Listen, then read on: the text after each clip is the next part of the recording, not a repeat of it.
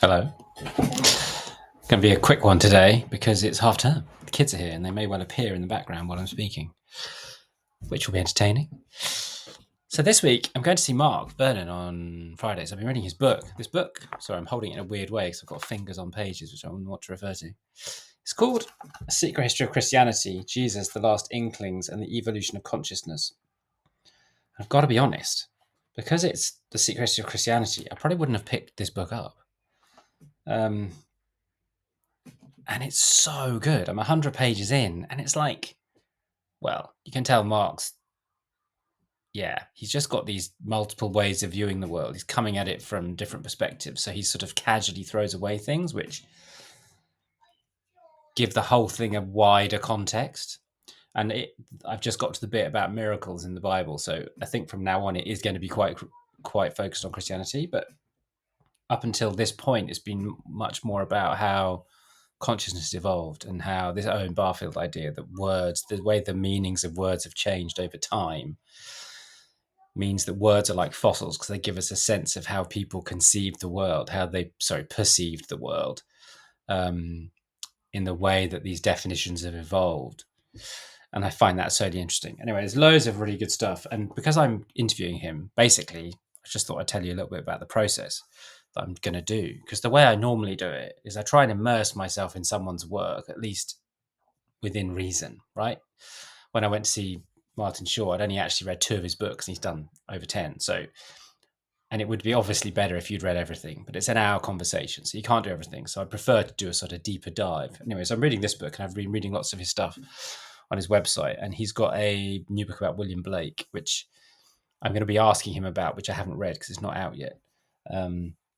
But Mark is going to be at the Realization Festival that I'm going to go to do some recording of some interviews in June. So I'm hoping to catch him again then to talk about the William Blake book.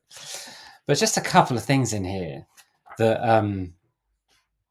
I find really, really interesting. And I'm just going to throw them out there because I think they're really interesting.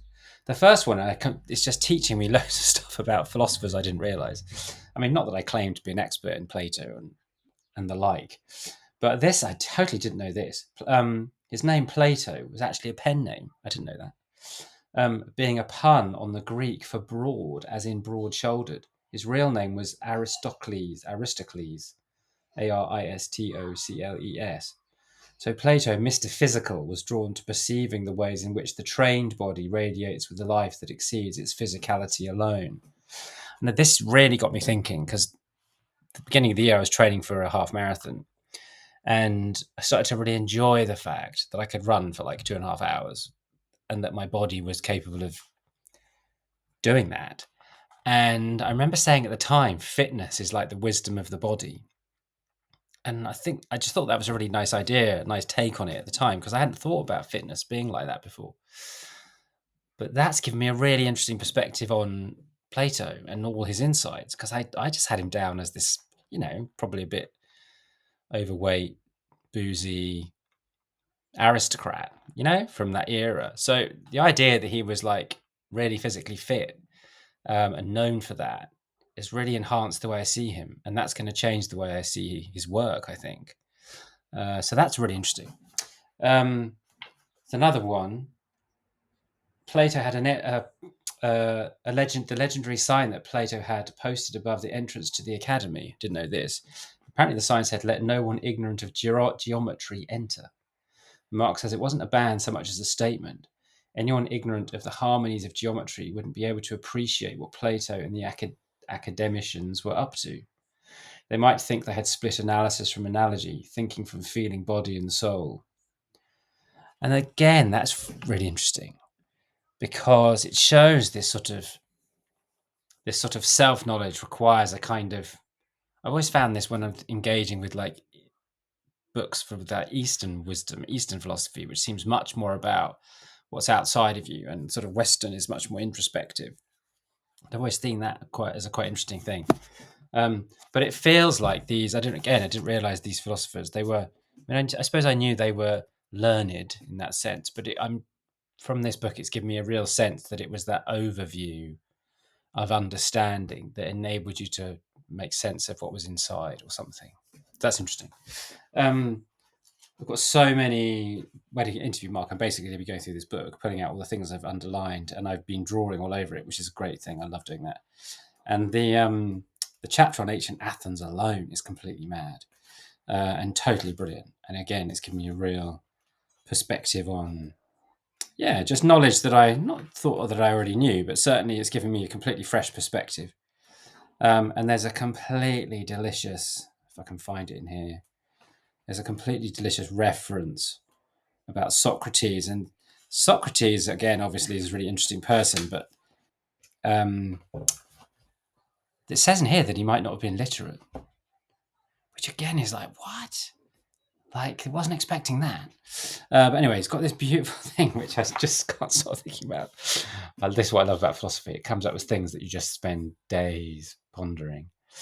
Plato describes how one day Socrates became fascinated by watching two raindrops fall together, collide, and merge to form one raindrop. It must have been a beautiful thing to observe, says Mark, but it also piqued his curiosity. Where did the two-ness go? I just think that's so great. Where did the two-ness go? What is the two-ness? Anyway, so yeah, it's going to be I'm really excited now to meet Mark and to talk about this book and this idea of how consciousness has evolved. His range, obviously, his knowledge and his range is going to make it fascinating.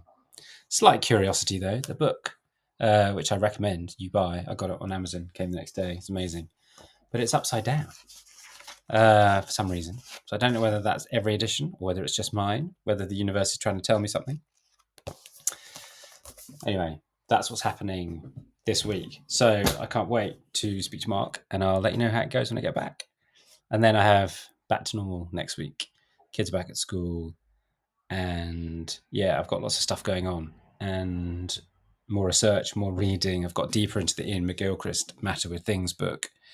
There's an amazing chapter about paradoxes and it's just so, yeah, it's like where's the two-ness go? It's full of things like that. And it's all around this idea that opposites, it's all about opposites, and it's like, so I will endeavour to get my head around that and share that with you next week. What else is going on?